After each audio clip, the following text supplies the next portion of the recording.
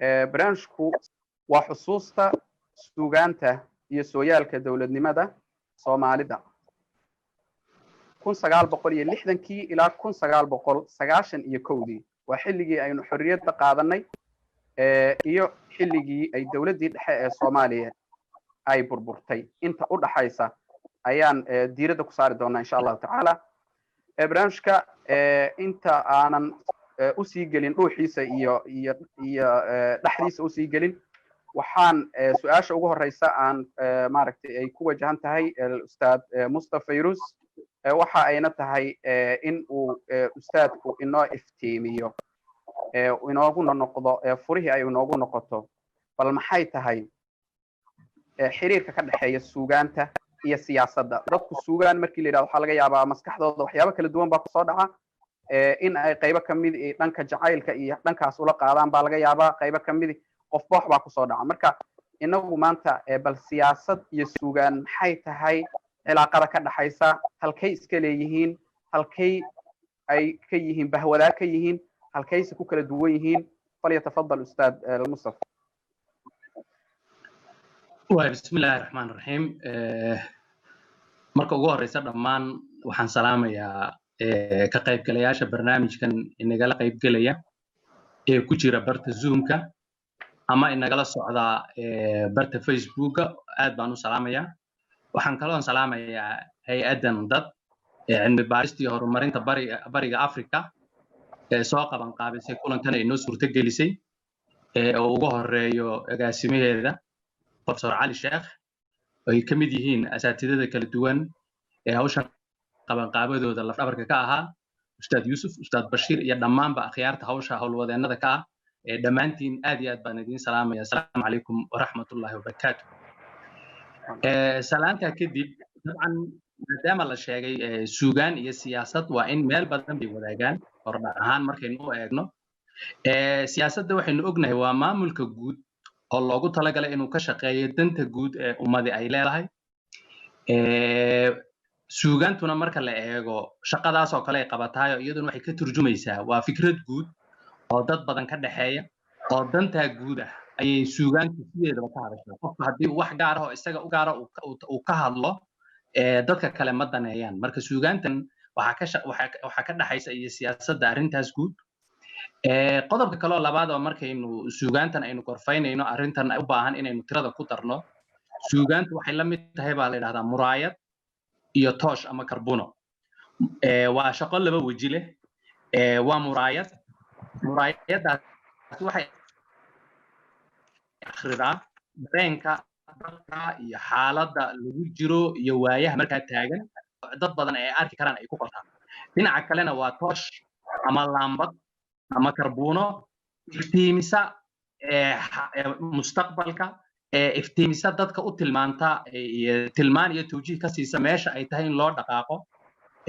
ama isku dayda inay barnaamijyo saadaasha iyo odoroska waxyaabaha soo socda halkaa marka suugaantu waa labada qaybood hawsheeda ugu weyn ee muraayad iyo tooshkaas wada jira sidaa darteed bay uga soo baxeen laba madraso ama laba iskuul oo kala duwan oo suugaantu ay leedahay oo dhinacii muraayadda iyo hawshaasna iskuulka classic ama al-adabul classic baa ka samaysma dhinacan kaleeta ee tooshka iyo karbuunada ahna al-adabul romance waxa loo yaqaano ayaa ka samaysma suugaantu markaynu ka hadlayno adduunyadaba waxa loo qaybiyaa laba qaybood oo waaweyn tix iyo tiraab tixdu waa gabayga iyo maansada iyo waxyaabaha la halmaala tiraabtuna waa markii hadal caadi ay u qoran tahay ee aan la tix ayna ahayn innaga doodeenna maanta waxay ku salaysan tahay waa dhinacii tixda dhinaca tiraabta ma gudagelayno waxaynu ka hadlaynaa waa tix iyo maanso iyo gabay haddaynu nidhaahno isku dhinacun baynu u wada jeednaa farqi yar ha u dhexeeyo tix iyo maanso iyo gabay macnahooda laakiin isku si baynu u adeegsanayna taasi waa midda guud soomaalida marka loo yimaado waxay u leedahay qiimo gaar ah suugaantu sababtoo ah gaar ahaan suugaanta oraahda ku salaysan ee tixda ah muhiimad gaar ah u leedahay waayo waxaynu nahay bulsho hadal iyo maqal ku shaqaysa ama oral society waxaynu nahay bulsho u badan reer guuraa sanadka aynu kasoo bilownay 60kii aynu ka bilaabayno suugaanta 1960kii markii calanka la qaatay soomaalida 83% waxay ku noolaayeen miyiga 17% kaliya ayaa magaalo ku noolaa marka in wixii hadal ee la yiraahdo ee suugaan iyo tixii qiimo gaar u leeyahay waayo dadkaas oo dhan buu gaari karaa 9kii oo xilliga aynu ku soo gabagabeynayna boqolkiiba 70 baa miyi ku noolaa magaalada boqolkiiba 30 kaliya ayaa ku noolaa sidoo soo intaas oo Soomaalidu ma qornayn 72 wixii ka horreeyay marka muhiimad gaar ah ayay leedahay qodobka kale ee muhiimka ah waxa weyn isaguna suugaantu waa kayd iyo dhaxal wada jira oo ummad kastaaba ay leedahay waxay xambaarsan tahay xog badan oo aan qornayn bay u baahan tahay culumta badan ee kala duwan ay ka faa'iideysan karto sidaa darteed ba UNESCO waxay u aragtay suugaanta iyo hadalka iyo luqadda guud ahaanba waxay ku magacaawday inay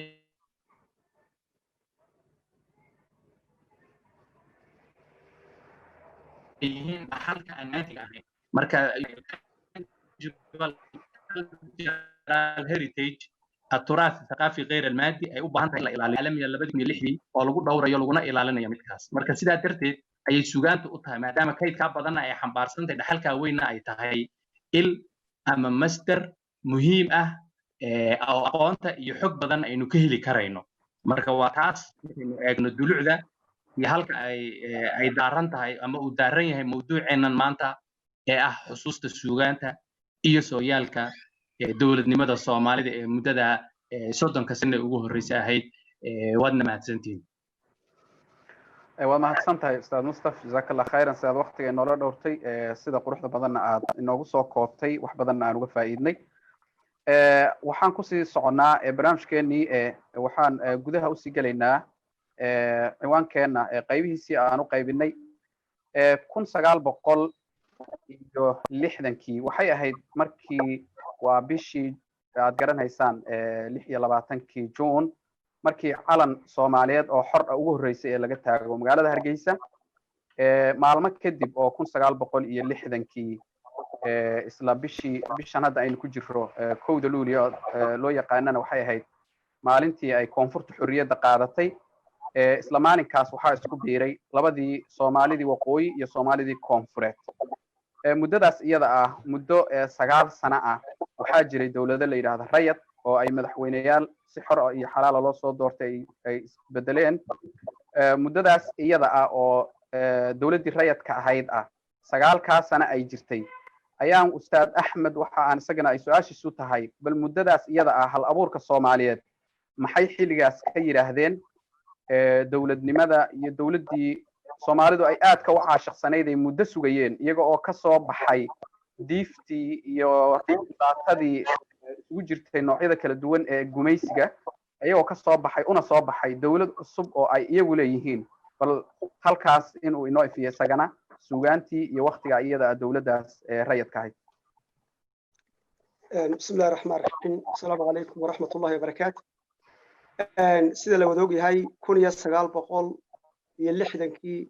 26 Juun ayaa Hargeysa calanka laga saaray walaalay Hargeysa joogay iyo hal abuur badan halgankii ka soo qayb qaatay habeenka heesa dooral meesha laga qaaday rag badina way ka gabiyeen haddaan ku horeeyo dhinaca heesa habeenka laba heesood baa meesha laga qaaday mid waxa lahaa Maxamed Ismaaciil qadcasninkii loo oran jiray heestaasi way lubtay heesta labaad ee caanka noqotay ee la hayaa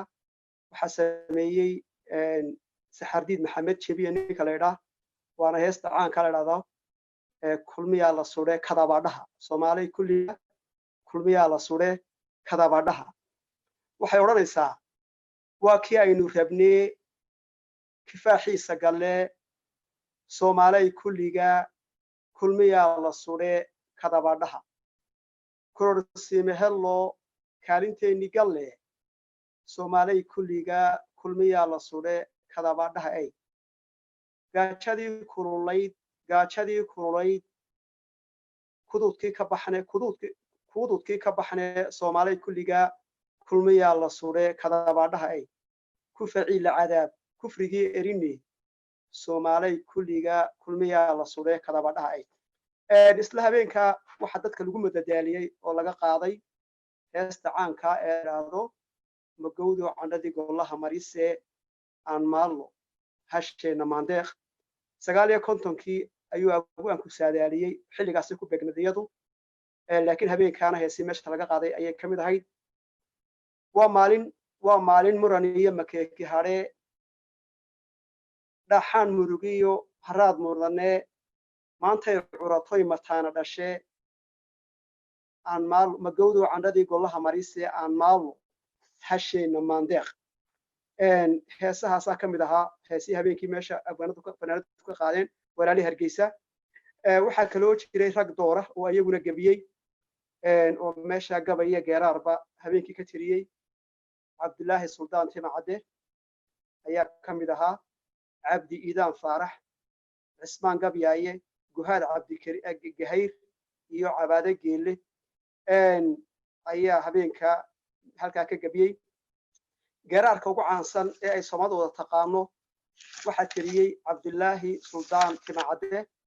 Cabdulaahi waxa uu ka sheekaynaya Timacade halgankii la soo galay calanka midabkiisa sidii loo saadaaliyey iyo in lagaga nasan doono haydaaradii gumaystaha wuxuu odhanayaa ka 87 calankaanu sugaynay sahankiisa ahaynow seerba weyda hilaacdayow sagal maanta darooro siigadii naga maydhayow saq dhaxaanu ahayne kii soo saaray cadceedow samada kii u ekaaye xidigaa mid la siiyeyow saaxirkii kala guurayey sarreeyow nusqaamow aan siduu yahay eegne kaana siib ka nasaar saahidiinta islaamkee subciyaa jimcayaashiyo sibyaanta iyo haweenku calankay saadsheenow cidina kaanayna siine saatir noogu yabahow saaxirkii kala guurayey sarreeyow manusqaamow aan siduu yahay eege kaana siib ka nasaar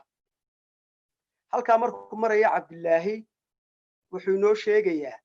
farxad daraaddeed hadduu cuntadaba iska daayo inaanu cunto u baahnayn oo uu noolaan karo wiigag dhan iyo maalmo dhan wuxuu odhanayaa in sidayda tihiin iyo in kalaanan saxaynine Soomaaliyo calan taagtaa saaka inoogu horreyso oo 3 wiig iyo maalmo haddaan soor cuni maayo 3 wiig iyo maalmo haddaan soor cuni waayo safrad laygama yaabo sarinan maysa naftayduye sarreeyow manusqaamow saaxirkii kala guurayey sarreeyow manusqaamow aan siduu yahay eegne kaana siib ka nasaar raggii habeenkii halkaa ka gabiyey waxaa ka mid ahaa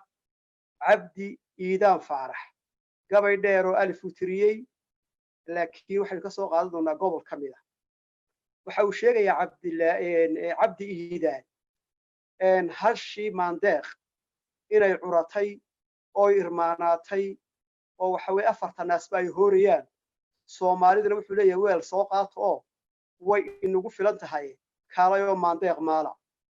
wuxuu leeyahay 4 naas wuxuu leeyahay 4 iyo hashii 10 bilood inaan ku raacayay aloos curatay Soomaaliyay idil ahaanteene irmaanaantay maandeeq haddaa iman lahaydeene 4 naasba waa hoorayaan sida iriileede aagaamihii iyo dhiilashaan aad u culanaynay ka amuuga waa tan in badan u malsanaydeene farxadda iyo rayraynta ayaa lagu soo dhaweeyey calankii iyo dowladnimadii keligoodna maaha rag badan baa gabiyey xaaji aadan afqaloo ceerigaaba jooga xaalee fobraca jooga rag badan baa runtii dabaal degay qof waloo Soomaaliya oo dee gabay hollin karaayina habeenkaa waxbuu halkiisa ka yidhi muddo kadib kowdii luuliyo halkan waxaa ka baxay walaalihii Hargeysa qaar ka mid ah Cabdulaahi Qarshe Maxamed Axmed Kuluc Maxamed Yuusuf Cabdi Dararamle iyo ninka la yiraahdo Xasan Girin 5 nin waxay tageen Muqdisho waxaanay ka qayb galeen kowdii luuliyo halkaasaanay heesay calanka habeenka reer Muqdisho iyo kowdii Juulay kula ciidayay calankii waa la taagay israacina wuu dhacay dowladnimadiina waa la dhisay dabadeedna dadku waxay filayeen in barwaaqo cagaha la gelin doono in jannadii ifku soo bixi doonto in maasha Allah la dhargi doono oo gumaystii laga raysan doono laakiin hashu de in la daaq geeyay doonaysaa Soomaalidu waxay u haysatay hasha in la maalayo uno iyadoo halkan joogto la maalayo markii calanka la doonayay SNL oo Hargeysa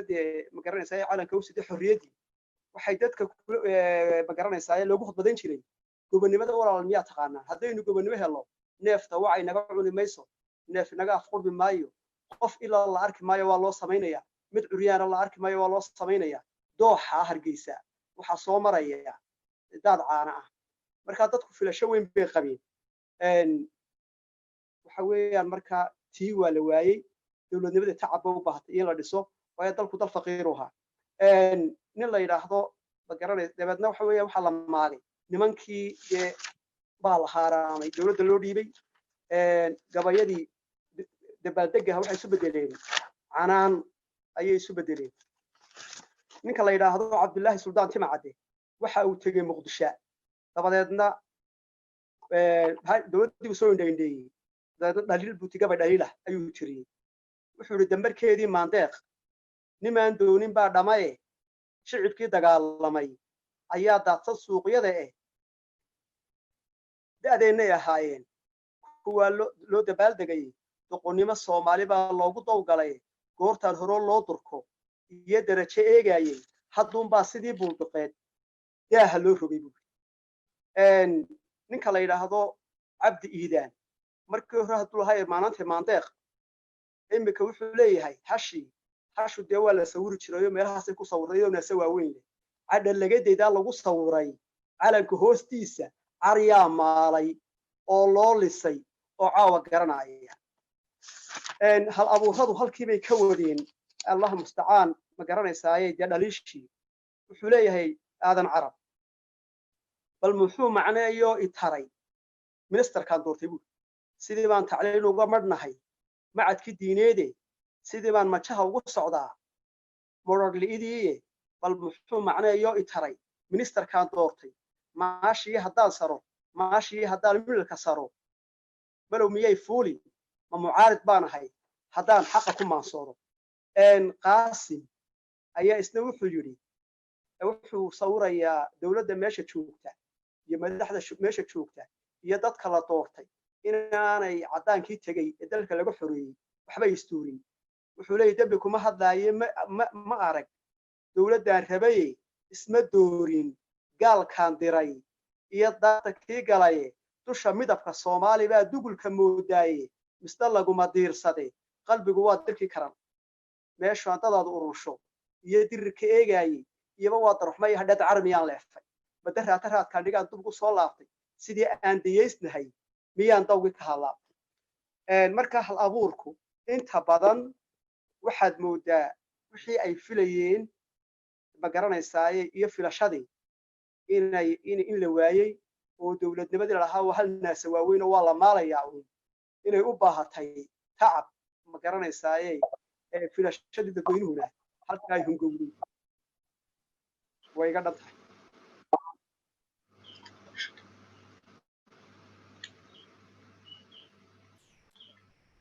بشير عدك كحرة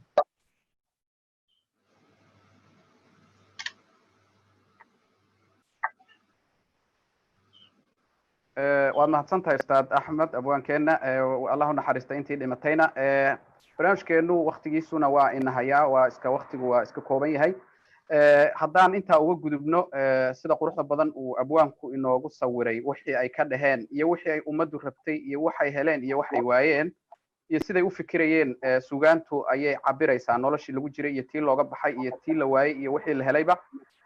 isla sanadkii 1907 maaragtay 69kii waxaa wadanka ka dhacay afgambigii militarigu kula wareegay xukunka kaas oo xukumayay muddo 21 sano ah 21 sano oo wadanku uu militarigu gacanta ku hayay qaybtiisii hore oo 10kii sano ee militarigu intuu la wareegay 10kii sano ayaan bal iyadana fiirinaynaa hal abuurka Soomaaliyeed maxay xilligaas iyadana bal waxa ay ka dhaheen iyo suugaanta iyo hal abuurku fikradooda iyo dadka wacyigelintooda iyo siyaasadda iyo qaabka ay isu bedeshay iyo sida ay kaalin uga ahaayeen dowladnimadka xilligaas iyadaana jirtay qaabkay u cabireen ayaan ustaad Mustaf ayaan isagana kusoo dhaweynaynaa falyatafadal ustaad waay bismillaah rahmaan rahiim waa dabcan markii kacaanku uu dhashay 1969kii militarigu ay inqilaab ku qabsadeen dalka marxalad cusub baa la gelayaa dawladdu waxaan gelaynaa fanka iyo suugaanta si aad u adeegsatay sidoo kaleeto ra'yi ka soo horjeeda oo dhinacyada kaleetana aad isku dayda inay u xakamayso sidaa darteed waxaynu arkaynaa suugaan dawladduna ay kaalin weyn ku leedahay xilliga dambana dadweynuhu ay kaalintooda ay soo ceshan doonaan markay dawladdu ay daciifto waxa weeyaan dhowr arrimood baa ka muuqanaya markii aynu marxaladda eegno markii ugu horreysayba kacaanka markii militarigu inqilaabka ay ku qabsadeen 22 Oktoobar dadkii waxaa gashay yididiilo hor leh waa midda Abwaan Axmed tilmaamay Abwaan Axmed Awgeedi markii xorriyadda la qaatay dadkii yididiiladii iyo damaashaadkii ka muuqday oo kale ayaa dhacay isna Oktoobar 1960kii aad baa loo soo dhaweeyay waa tii heestii caanka ay ahayd haddii xalay 9kii xilkaskii noo dhaqaaqay oo maanta xooggii haysto xamdi ilaahay weeye magacii waa xoroobee xalaal dhammaan u ciida marka inuu dib u xoroobay oo xorriyad hor le dib loo qaatay ayaa loo arkay aad baa loo soo dhaweeyay kacaankii oo muxuu uga dhignaa waxaan ka soo qaadan karnaa ereyo iyaduna hees kaloo caan oo Cali Sugulle uu leeyahay ku jiray oo wada garanaysaan Oktoobar waa daruur hilaacdayo Soomaali u da'do ay ku doogsadeen Oktoobar maxaa dhacay waxaa dhacay dalkiiba iftiimay Oktoobar dadkiiba u riyaaqay Oktoobar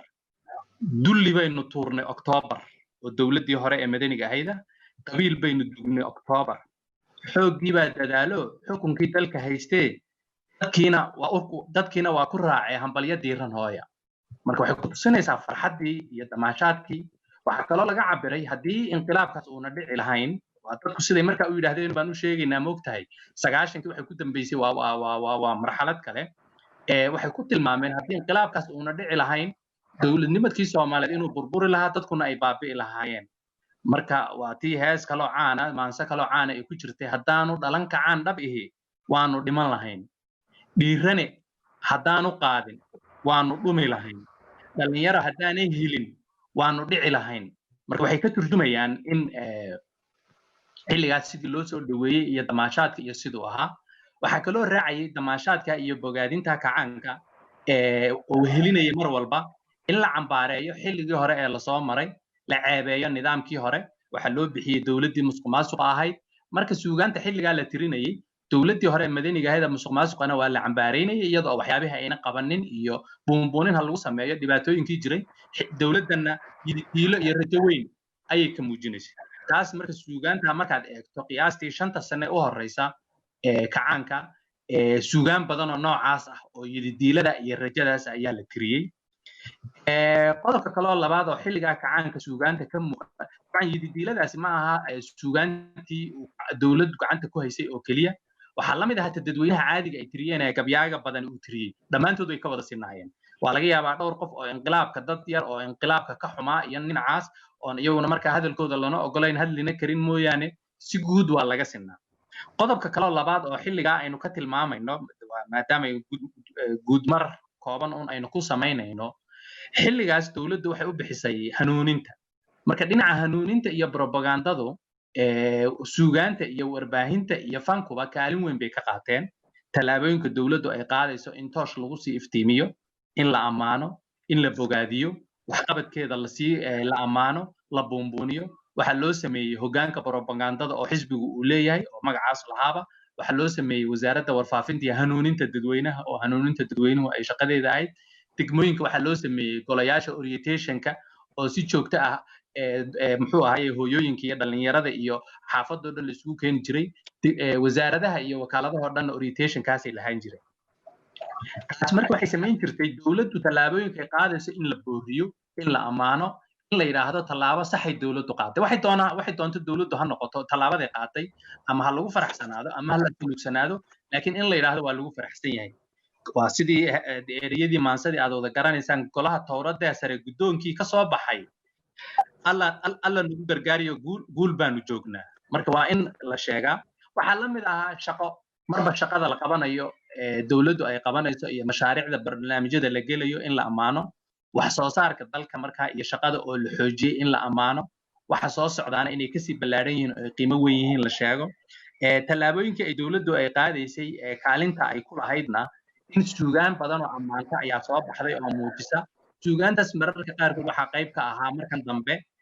dad aan xataa dawladda ka tirsanayn laakiin tallaabada ay qaadatay waxaan u jeedaa wasaaradda warfaafinta dad u shaqeeyaa jira mugta iyagu ay ku qasbayn inay ammaanaan laakiin dad kaloo xor ah oo tallaabada la qaaday la dhacsanaa marka waxaa ka mid ah halgankii xornimada Jabuuti suugaanta caanka waxaa ka mid ah oo markii horena jirtay markana sii socotay 10kii sano horena jirtay 10ka sano dambana ilaa 77kii sii socotay waxaa ka mid ah dagaalkii Soomaaliya Itoobiya 77kii suugaan badan baa ku soo baxday waxaa ka mid ah waxqabadka dawladda in la buunbuuniyo saan u sheegay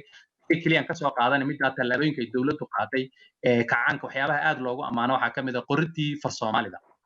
qoridii far Soomaalida Cabdi Maxamed Amiin isagoo markaa inay tallaabo taariikhi tahay sheegaya yani suugaanta wuxuu yiri Janaayo 1973kii maanso u tiriyay caanka ah loobi mayso taariikhdu ayaantii afkeenu uu ahaaday kii arlada lahaa iloobi mayno taariikhda ayaanta ubadkeenu uu ahaaday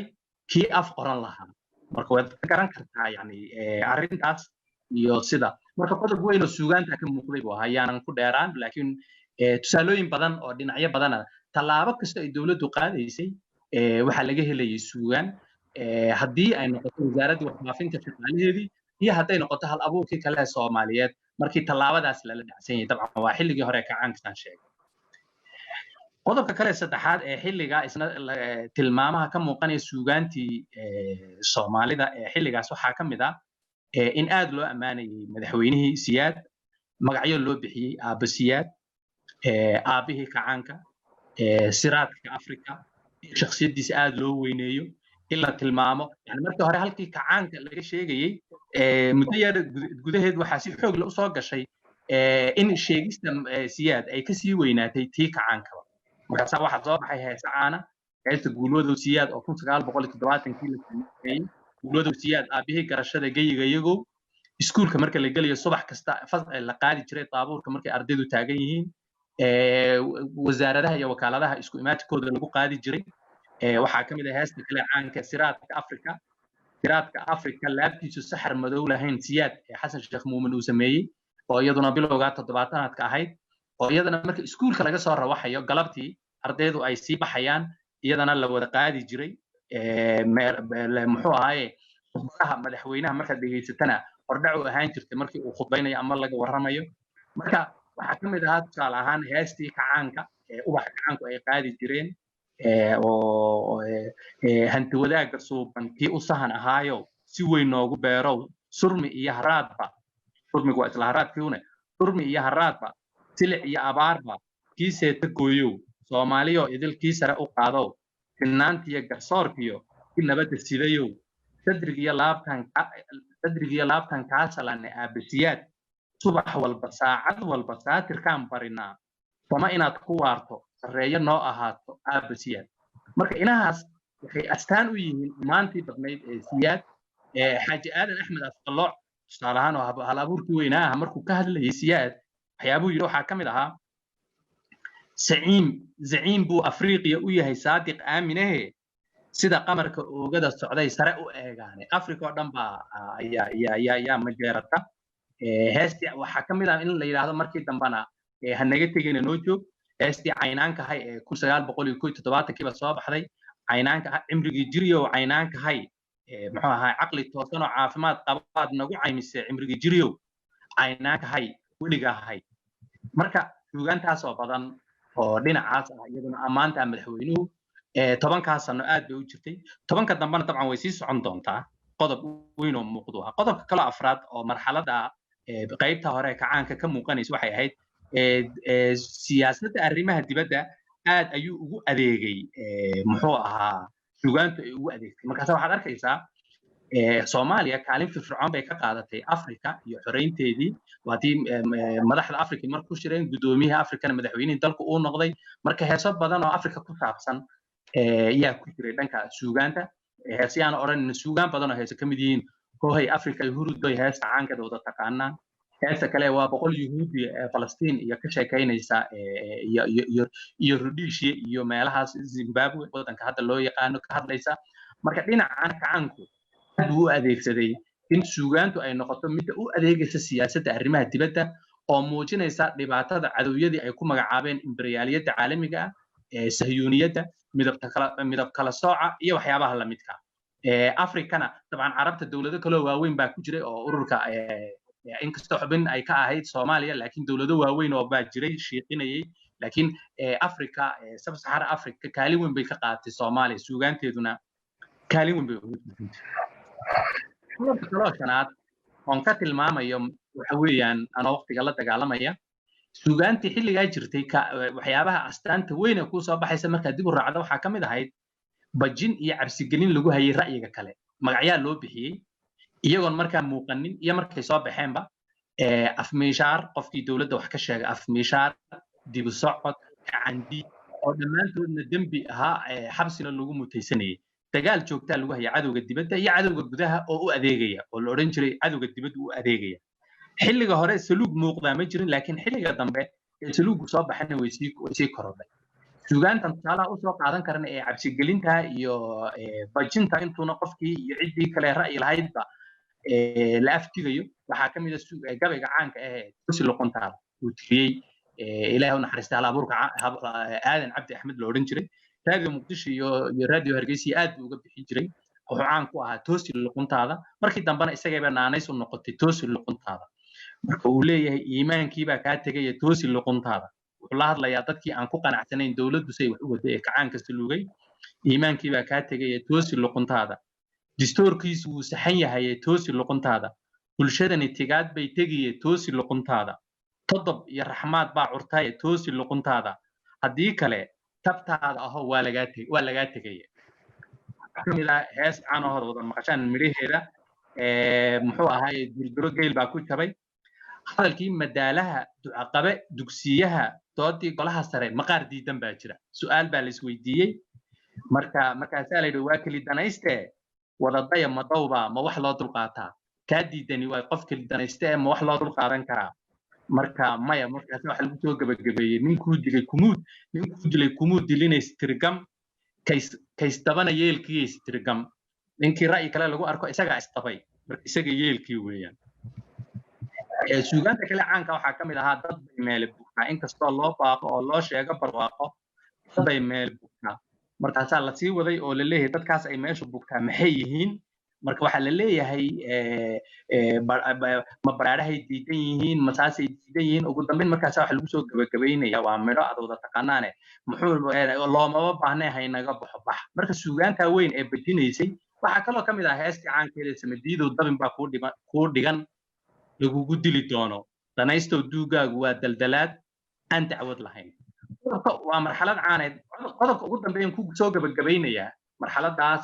markii cabsigelinta laga gudbo qodobka ugu dambeeya waxaan xilligii dambe waxa soo baxay saluug weyn iyo cabasho dadweyne oo kacaankii diiladiisa waxay isu rogtay way burburtay diiladii saluug iyo cabasho dadweyne ayaa bedelay sidoo kale in saluugaas la sheego ama qof laga maqlo dembi bay ahayd qofkii sheegana in la xidho ayaa laga cabsanayaa ama uu ka cabsanayaa waxa tusaale waxa arrintaas si fiican u sawiray maansada beerwale uu gaariye tiriyay muxuu ahaa oo uu leeyahay nin beerwalo reer afgooye ah oo beertiisa iyo webigu ay deris yihiin ayaa ninkii baa u sheekaynaya marka dhibaatada haysata inaan wuxuu leeyahay anugu beerwalaanahay afgooyaan ku noolahay aqligaygu roob male webiga agtayda ah intifaacsi kuma qabo oo webiga beerta kuma waraabsado sababtuna aaladaha motorkiyo labyada ordaayana weligayba maan arag cagafyada abraare ugaaskeenu sheegana oo madaxweynuhu uu sheego waa afkiisiyo war idaacadeed iyo guulaha Oktoobar gacmahan adeegtaa ma awoodo yaambada halkii uu uga sheekeeyay markii wax ii soo baxaana dawladda igala wareegta dawladuna qaali bay ku jirtaa ABC baa la wareegta marka dhibaatadaas aan qaba iyaguna nafciga iyaga qaata halkaas uga warramay markay halkaa marayso ayaa wuxuu yidhi waxaa soo agmaray qof kamid a ama nabad sugidii ama guuloodayaashii wuu isbedelay cabasho isaga haysatuun buuna sheegayay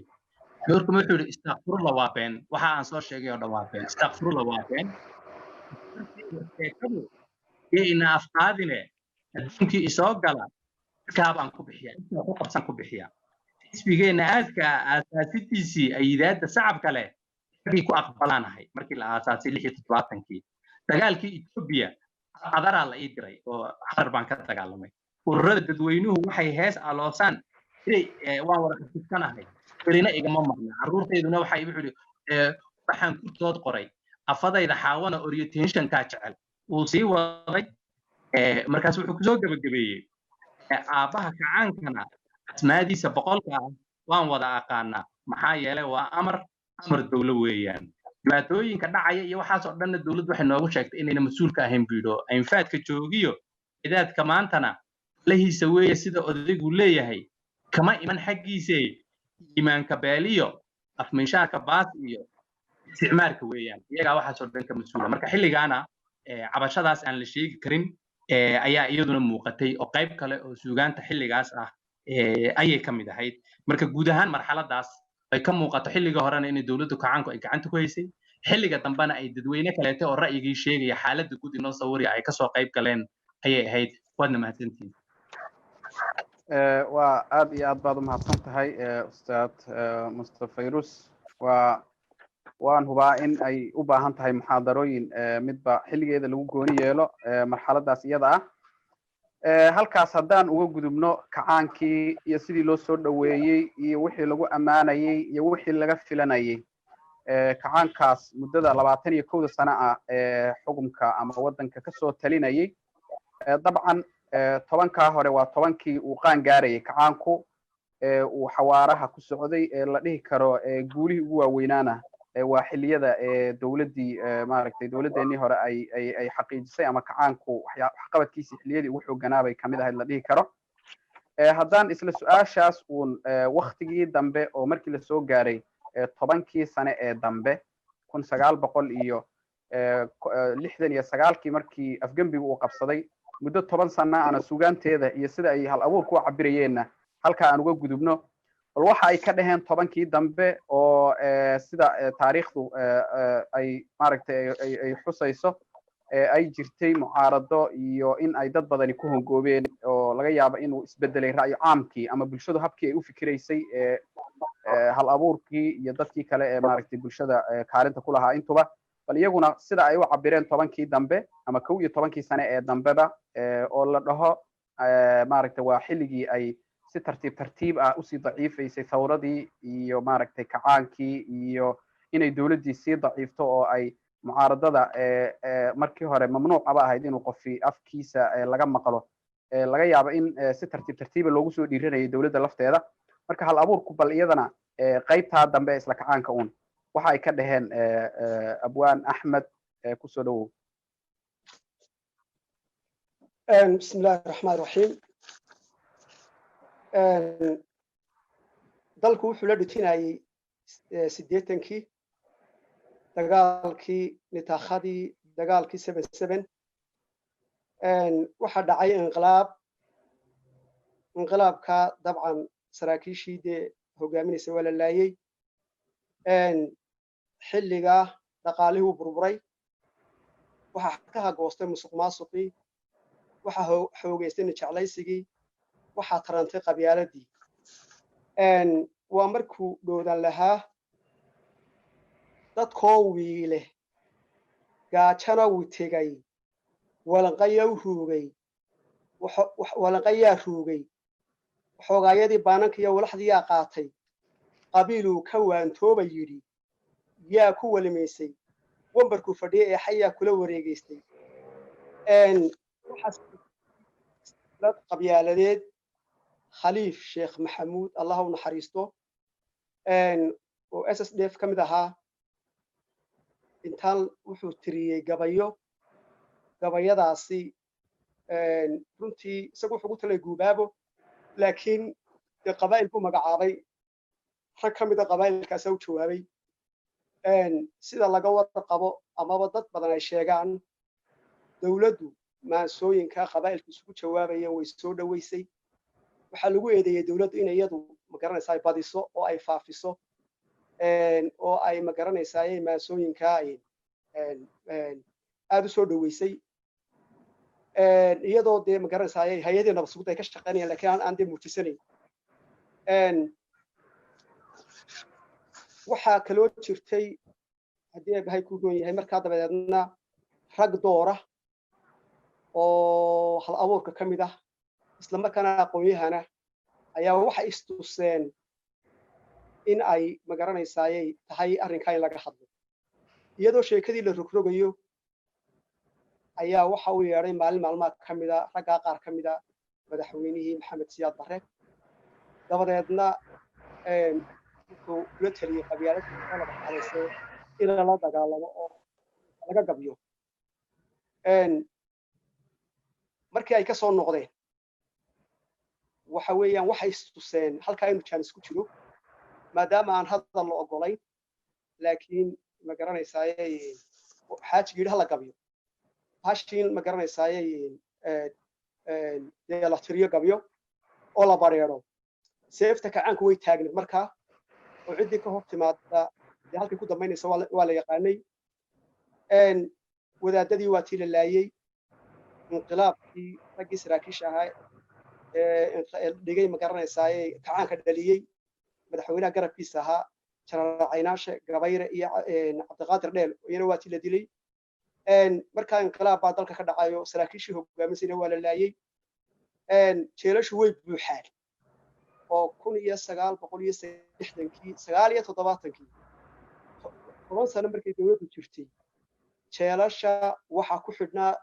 oo siyaasad u xidhnaa 13,000 oo qof inta ii hay la yidhi inta magara sharci darro lagu xidhay aan maxkamad la geynina ciiday ka badnayd jeelashu markaa way buuxeen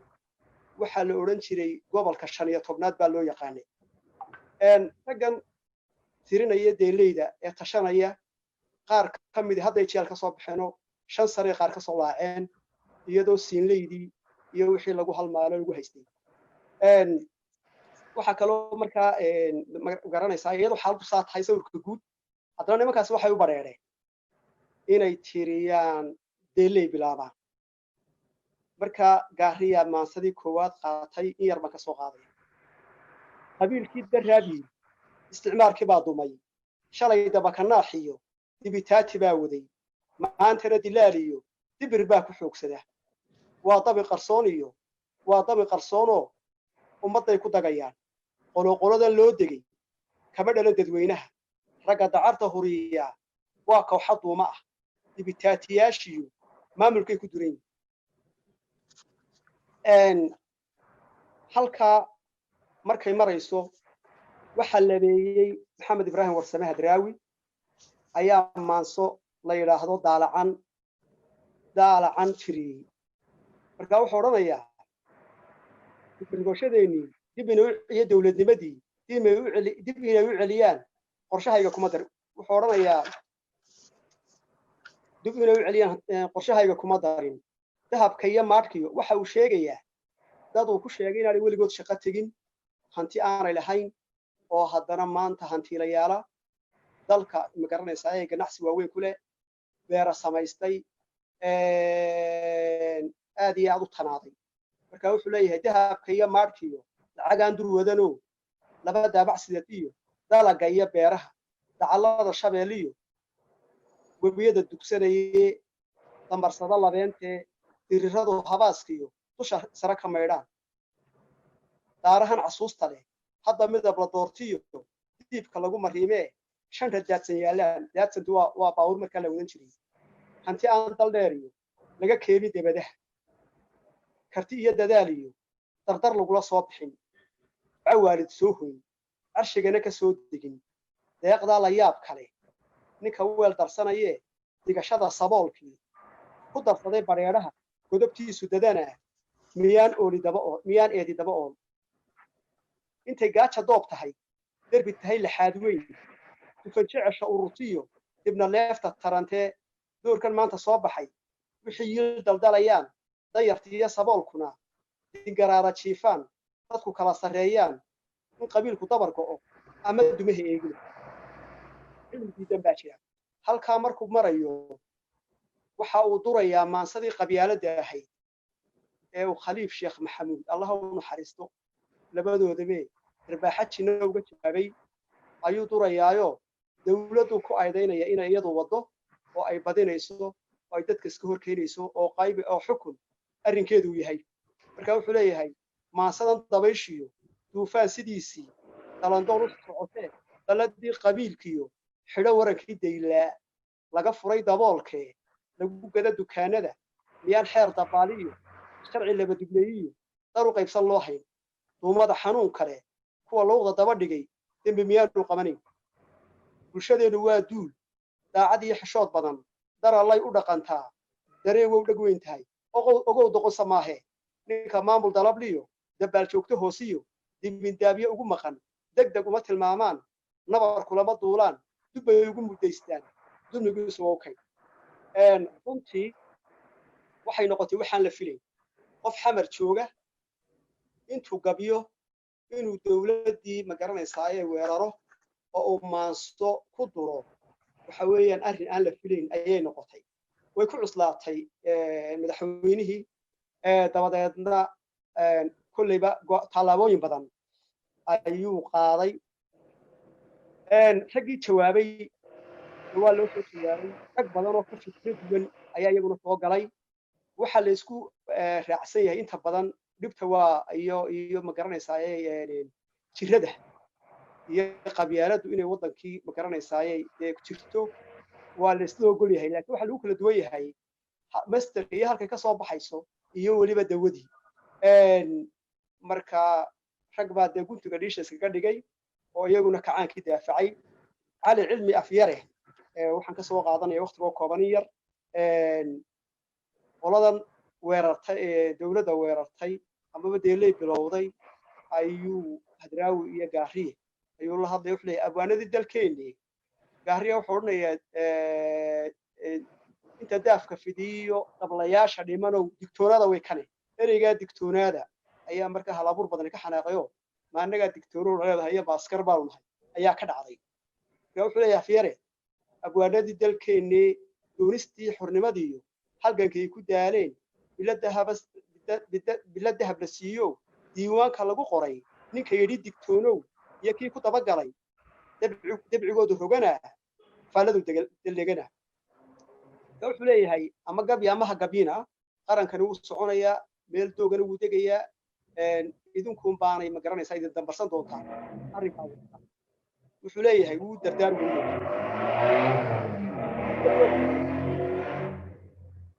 duddadu way isku xidhan tahay derbigu waa sidiisii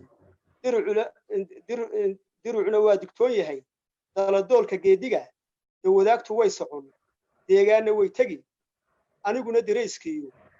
dabagaabka waan sidan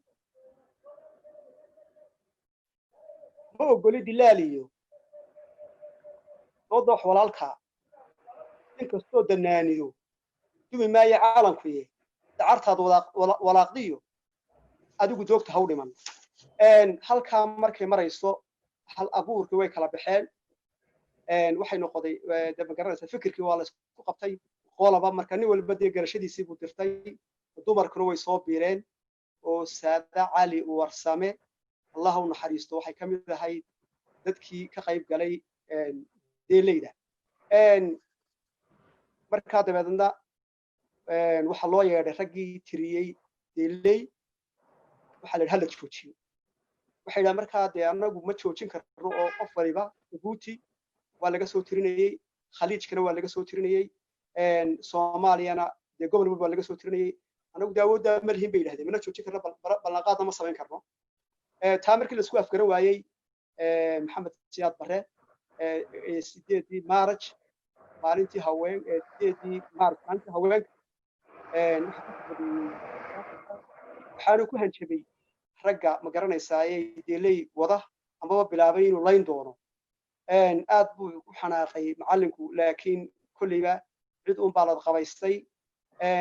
si kala marka loo dhigay waxa la yidhi deelay waynu joojinay dawladda xaflad u qabatay markii dambana silsilad diran la yidhaahdo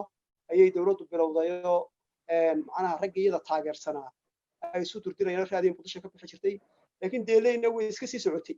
oo maalin walba qofka dee ay gaadho ayuunbaa ka soo jawaabayay waxaana dee kolleyba waa la kala dhintay oo rag badan baa la geen jiray maalin waxaa weli xasan cabdilaahi xasan geney raggii ugu cadcaddaa deelay ahaa 9 bilood buu aan mushahar dawladdu siinin isla markaa maalin walba maxkamad ma garanaysaa ay taagnaa deelay markaa saadaasheedii macnaha waxay ahayd dalkii waxaana ka jiray intaan haddii uu dubayay hala daba qabto laakiin ray waxa la dhamaan rag waa mudcayaafkiyo sidaa loolama arage waxaa loo arkay niman dhiiran oo afdheer oo kacaankii kusoo dhiiraday halkaa wixii ka dambeeyey waxaa ku xigay allahu mustacaan dhibaatooyin baa ka dhacay gobolada dhexe oo iyaduna ma garanaysaa hawlo kalaa jiray dabadeedna jabhadaha adugu samaysmay jabhadii markay samaysmeen waxa weeyaan dee hargeysa iyo birco dagaalaa ka dhacay mudug waa la ogaa aakhirkii markii ay maraysay hawsha mudug sidanuu hal abuurku yidhi masalan xadimada garoowiyo xanaqo aanugaaleed halkaa tumaatiday waxaa kaga habboonaa dar kaloo i hawlee huqdaad reebti weynaa hadamiya lar kulula culka beri haraatiyey hubka mudug ku talax tegey ala lee hubsemiyo حكي بو باهنا xaaladdu waxay socotaba dalkii dagaalo sokeeya ka dhacay dagaalo qabiil baa ka soo gudbaa dhaxe meesha la yiraahdo Doobley dagaal baa ka dhacay oo ciidamadii dawladda halkaas dad isku fara saareen istaadiyoon Muqdisho iyaduna waxa weeyaan maalintii ciyaarey Socdeen madaxweyne baa tagay dadku halkay u saacadin jireen waa lagu wariyay madaxweynaha dabadeedna halka dhibaato ka dhacday عبد محمد أمين كلا يراهضه وجهادها كم إذا ضل كصون نقضي مدحونه شبوت كصون راعي دبنا وحي حمر وحاول وتجي ضلكي أو ده سيد عفي وحن تجيبه يري ودارك تشوف الله يراه طبعا يدنا وحرك ودارك ولا يدلهين وهم بيلهين أنا أقول يا بابا وحد كل مجالات يوم ذلك المسلاه أو حوالي عند العكتير الله يوحي هذي وحكر ما طلعوا قبته لا يريب يلقوا دونه لكن لا كروس اللي تكسو دي بسدينو دولته ولا لا كروس اللي مدخل وقتها بدنا هست لا كروس اللي يرادو سميي تياترka laga qaaday xaflad waa loo qariyay marka dawladdu oo rag tiyaatarka ka shaqeynayay ayaa heesta dhex geliyay barnaamij odayguna wuu yimi hortiisa laga qaaday dadkuna way sacabiyeen biis baa lahaa ku soo celi dadku waxay moodayeen madaxweynuhu heesta uu ahaa garanaysaa ay raali ka yahay laakiin muu ahayne waa loo qariyay meeshii buu istaagay marka runtii uu ka calaacalay wuxuu yiri inaan halkaan oo jooga heestan maanta horta laga qaado ma yahayn oo aad uga calaacalay ninkii barnaamijka wuxuu saaru iga eegay yirina runtii meesha ku canaantay Saada Cali iyo Cabdi Maxamed Amiin waa la xidhay marka heesta waxa oranaysaa waa maangu raacan iyo garasho jaan laan cruisal gado soo bari galay gacal iyo tolow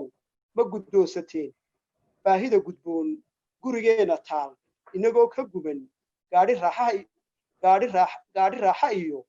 laan cruisal gado qurxankiisa mood gob inaad ku tahay geeska Afrika waa maangu raacan iyo garasho jaan laan cruisal gado soo bari galay gurigoo madow biyuhuna go'een gabanadii jasheen waxay ku soo gabagabowday inay dhibaatadii badato dabadeedna fanaaniintii waa beri ee dawladda mushahar ka qaadanayay dawladdii indhaheedu shan yihiin intay tiyaatarka xamariisa soo taagaan inay ka qaadaan dareenka fanaaniinta haddii la yaabo yaasiinka aakhirkiina waa lagu kala tegey oo dee dalkii waa kaa sidaa u burburay hal abuurkuna waxa weeye maalinba halkii maraysay ayuu isagu sawirayay nimba dharkeegaba waa mahadsantihiin waa mahadsan tahay abwaan axmed sida quruxda badan ee aad marxaladda iyada aad maaragtay dhegeystayaasheeda iyo dhammaanteenba aad noogu ifisay dibna aad noo xusuusisay waayihii halabuurkii iyo suugaantii iyo dowladnimadkii maraaxisheedii kala duwaneyd sidii ay u cabiri jireen waxaan soo gaarnay guntii iyo gabagabadii ayaan soo gaarnay dhegaystayaal iyo daawadayaasheenna sida tooska ah maqal iyo muuqaal baahiyaha qaybta Facebook ay noogala socda waxaan u gudbi doonaa oo inoo soo socda dhegaystayaasha tooska inoola barnaamijka qaybta inooga ah oo su'aalahooda aan weydiin doono martideenan barnaamijka maanta inta aanan marka arrintaa u gelin waxaan kusoo dhaweynaynaa oo inala jooga hal abuure abwaan qoraa professor waa professor cali sheekh axmed abubakar oo ah guddoomiyaha maaragtay hay-addan bariga africa horumarinta iyo cilmi baarista la yidhaahdo East Africa Association for Research and Development guddoomiyaheeda maaragtay madaxa ugu sarreeya oo maaragtay inala jooga oo isaguna runtii ah hal abuurkaas iyo suugaanyahanka iyo waxyaabo badan isugu jira dhanka suugaanta kule maxaan ku idhaahdaa mu'alifaad kala duwan kule laakiin waayahaas iyada maaragtay sooyaalkaa dambe haddaanu noqono waxaan maay professorku intuusan waagaas uusan dhankan u diga maaragtay uusan usii diga roganin bay ahaydoo waaga iyada ade maaragtay laakiin maaragtay taariikhdan cusub ee dambe dowlad la'aantii iyo dhibka inaga soo gaaray iyo maxaan ku idhahdaa bulshada hadday noqoto tarbiyada ilmaha iyo hadday noqoto waxbarashada dhankaas in badan isaguna xooga saaray oo aad wada taqaanaan guddoomiyihii hore jaamacadda muqdisho ah ayaan kusoo dhaweynaynaa si uu isugu soo xiro barnaamijkaas isaga ah oo maaragtay barnaamijkeena qaybtiisa guud si ay noogu soo xiranto falyatafadal professor وجزاكم الله خير طبعا وبرنامجك رنهان لبدا أقويهن سوغايهندنا أبواننا هذو يبانو عليا رنهان أنا طبعا برنامج كان هذا كوميديون ولا بدنا أبوان بان سفي عن ورحي سنة سوغان رنهان وعلمي وين كبدنا سدا وشيغين وحان أقرينا مالو دغيسنا سمحان عبد الله حسن oo gabayga la yiraahdo jeelayda oo markii isaga iyo boqor Usmaan inay heshiiyaan laakiin ayna dhamaanin heshiiskaasi uu ka sheekeynayo safarkiisa ayaa waxaan isiri haddii jeelaydaas inta arday PhD wada ama master loo diro si fiican run ahaan cilmi baaris loogu sameeyo 100 sano ka hor bee'adeenu siday ahayd siyaasiyan qayb kamid ah uu ku jiraa bee'adii iyo dhirteedii iyo xayawaankii ku noolaa iyo barwaaqada iyo dabaysha u socoto iyo waxaas oo dhan marka run ahaan sida hadda aad u maqlayseen dhammaan suugaantu nooc kasta ha ahaato inkastoo hadda qaybta gabayaaga iyo heesaha iyo lagu jiro waxay cabiraysaa si dhib yarba waxay u tilmaamaysaa wixii jira marka 60 sano run ahaan way soo ururiyeen labada abwaan si aad iyo aad u quruxsan ayay u soo ururiyeen oo in looga mahad celiyo kaliya ayay mudan yihiin waxaan isleeyahay suugaanta haddii dadka aqoonyahankaas sidan oo kale ay xoog u saari lahaayeen waxaan isleeyahay isbeddel weyn waxaa ku dhici lahaa xataa suugaanta iyo qiimaheeda iyo akhlaaqdeeda guud iyo waddaninimadeeda ayaa wax badan iska bedela laakiin waxaan rabaa dad yar oo haddii laga reebo macallimiina dadka badanaa ka shaqeeya heesaha oo kale waxay isaga badaan dad caamo ah ama dad caadi isaga badan yihiin marka waxay la tahay in xoog la saaro suugaanta dhammaanteed in maaragtay tacliinta ay si xoog leh u soo dhex gasho haddii sida hadda labada abwaane u soo ururiyeen markaan saa u fiiriyo waxaa igu soo dhacaya run ahaan 60 sano siday u tilmaantay suugaantu ama ha ahaato suugaan si xorriyada loo tirinayo ama ha ahaato tu kale oo ay dhici karto in laga cabsi iyadoo ku jirto kolka la isku wada daro laakiin waxay cabiraysaa waqtigu siduu ahaa ayay cabiraysaa waxay tilmaamaysaa xaqiiqadii jirtay xorriyadii jirtay markii afka la iska caburiyay sidii cabsi loo cabsanayay dadkii geesiyaalka oo iyagu go'aan ku gaaray inay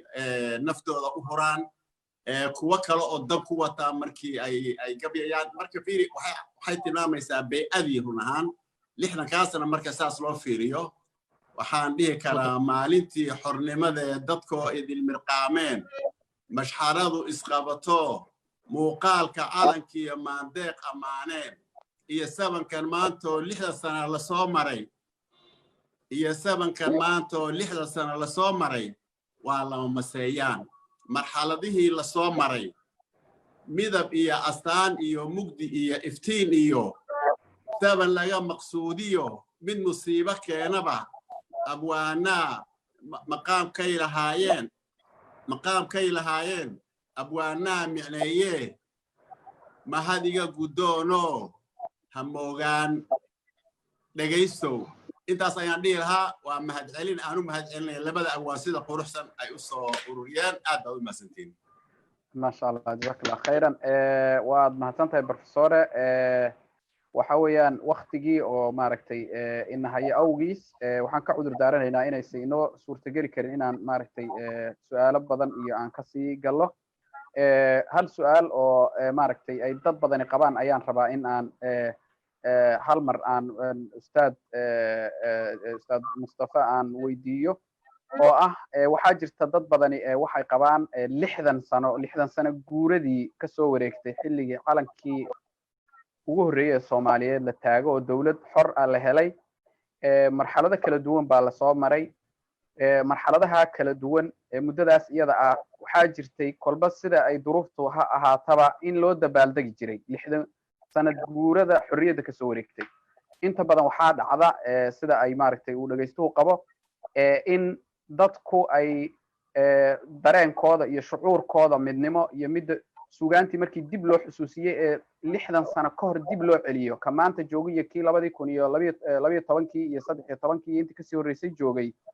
waxay dadku way wada qiiroodaan marka haddana ficil isbedela ilaa hadda ma hayno marka dadku xafladahan tirada badan ee xorriyaddii lagu soo xusuusanayo xaggay ka yara dhiman tahay bay leeyihiin uu leeyahay maaragtay saa'ilku xaggay ka dhiman tahay in la iswaafajiyo qoraaxdan ama xusuustan sanad kasta soo noqota iyo ficilkii oo ay dad badani dareemayaan in uu weli meeshii ka maqan yahay oo hadday noqoto dhanka midnimada iyo hadday noqoto dhanka xorriyadda iyo dhadhankeedii iyo dawladnimadka markii la yidhaahdo aad moodid in ay xafladaha un ku eg tahay xaggee wax iska yara qaban laayihin